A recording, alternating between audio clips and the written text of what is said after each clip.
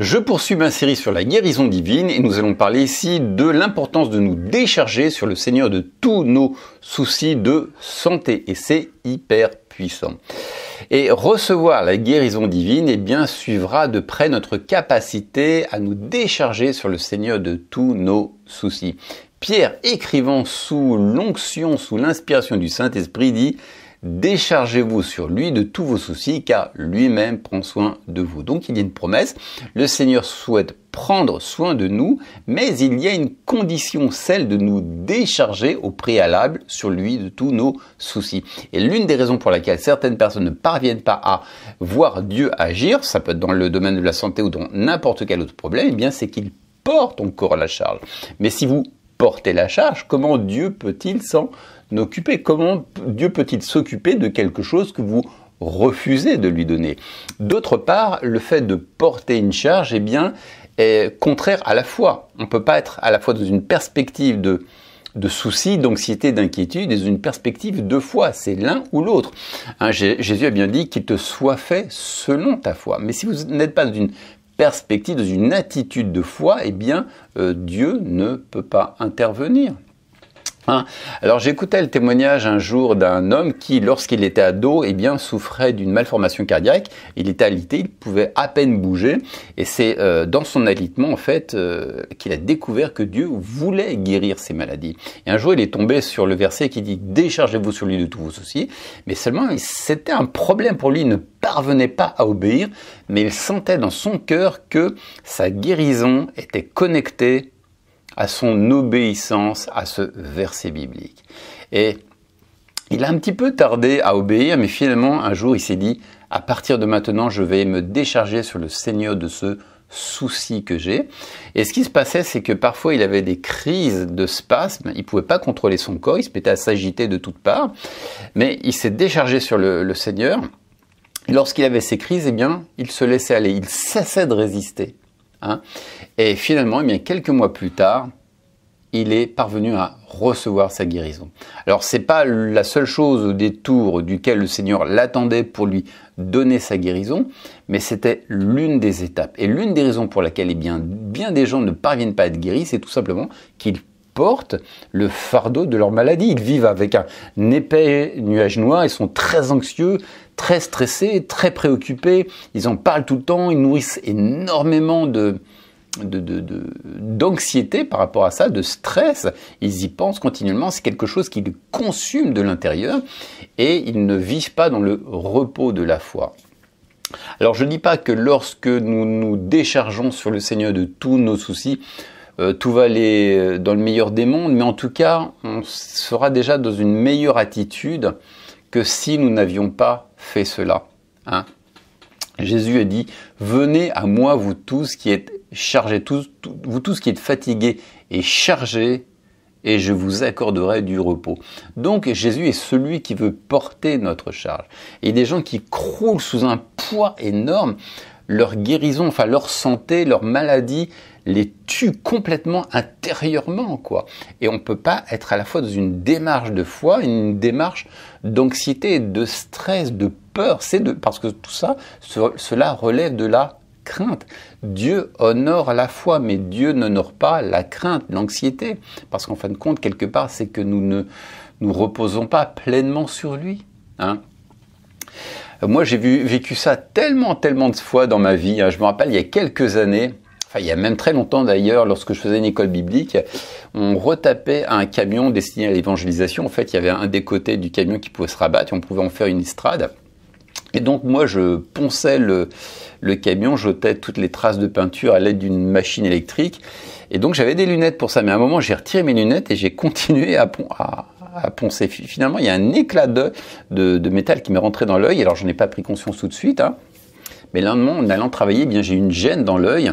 J'avais un sentiment de poussière, j'avais beau frotter, passer sous l'eau, j'avais toujours cette sensation de poussière dans l'œil.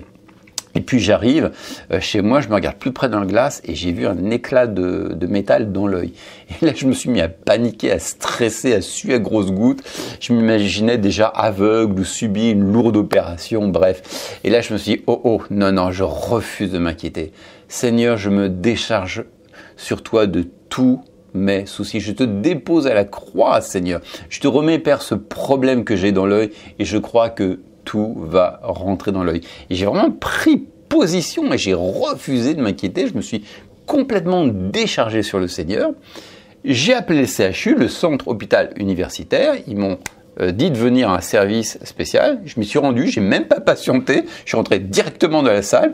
J'ai vu le médecin qui a sorti une énorme loupe.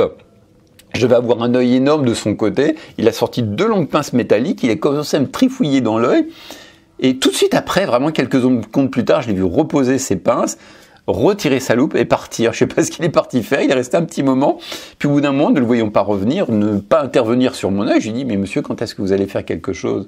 Il me dit, ça y est, j'ai déjà fait quelque chose. En fait, c'était tellement rapide que je ne l'ai pas vu faire. J'ai rien senti. Et donc, ils m'ont donné une prescription à suivre, un antiseptique pour éviter une infection que je n'ai jamais prise d'ailleurs. Et finalement, voilà, tout s'est réglé en très peu de temps, quoi. Vous voyez, Dieu est bon, mais je pense que je n'aurais pas rencontré un tel succès si je ne m'étais pas déchargé sur le Seigneur de tous mes soucis.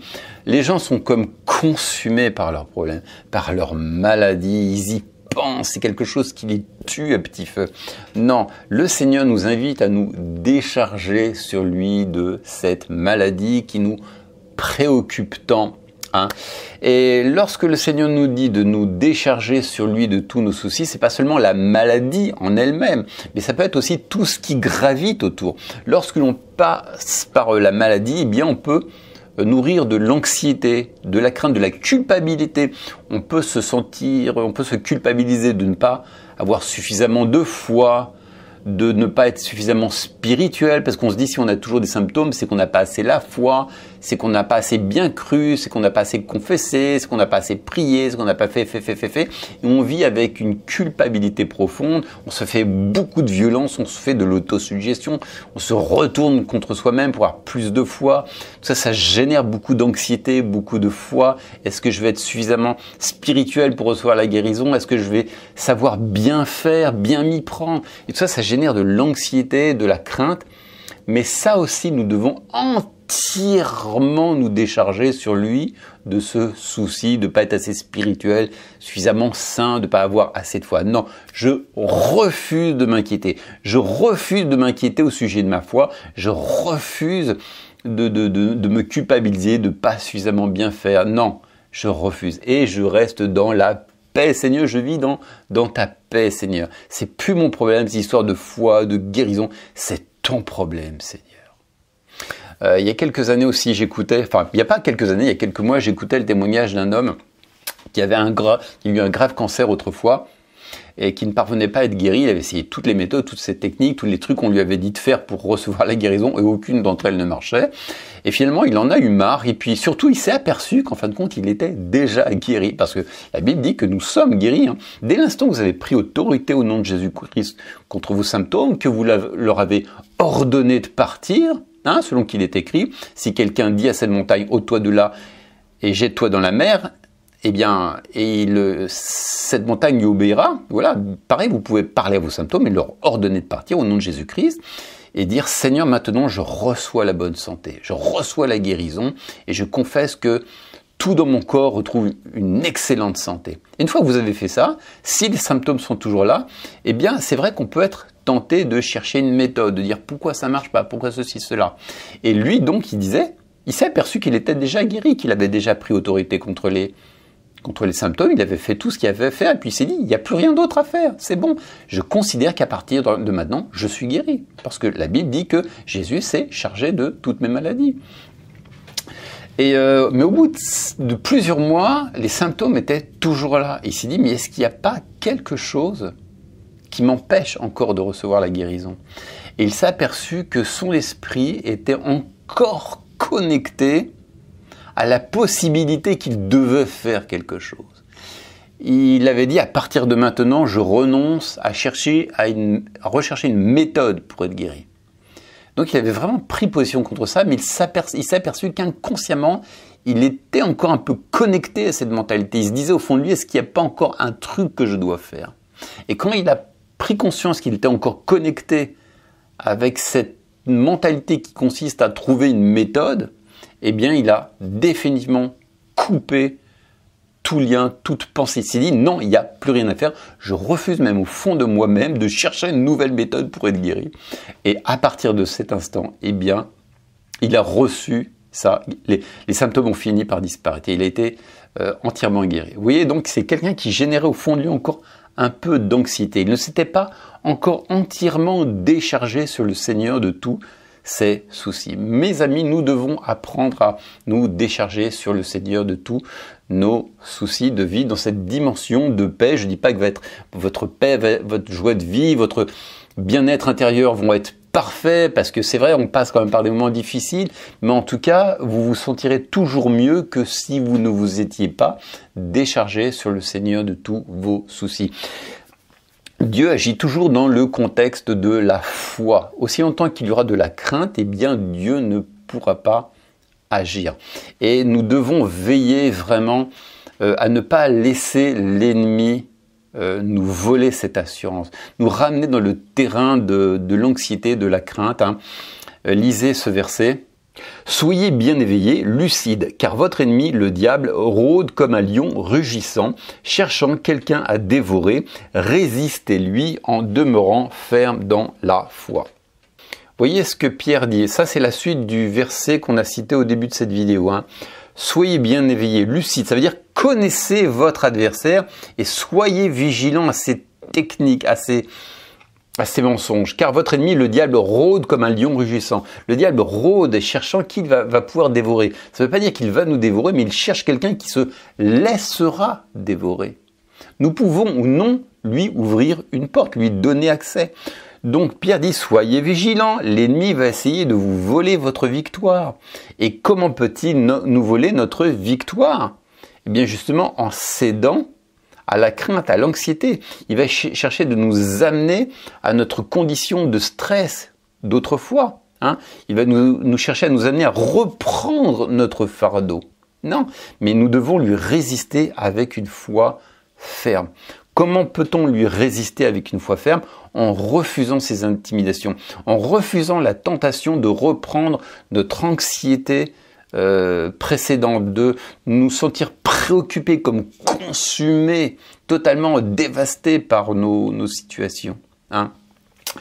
Et vous savez, faire du combat spirituel, c'est pas forcément prier, crier, faire de l'intercession et prendre autorité, chasser tous les démons en nous énervant. Non. Vous savez, Dieu souvent nous délivre au moyen d'une paix préservée. Il faut définir ce qu'est la foi. C'est quoi un homme ou une femme de foi? Vous savez, un homme, une femme de foi, on a tendance à s'imaginer que c'est quelqu'un qui jeûne 40 jours, qui fait des prières à n'en plus finir, qui prie en criant contre le diable. Non, c'est pas ça un homme de foi.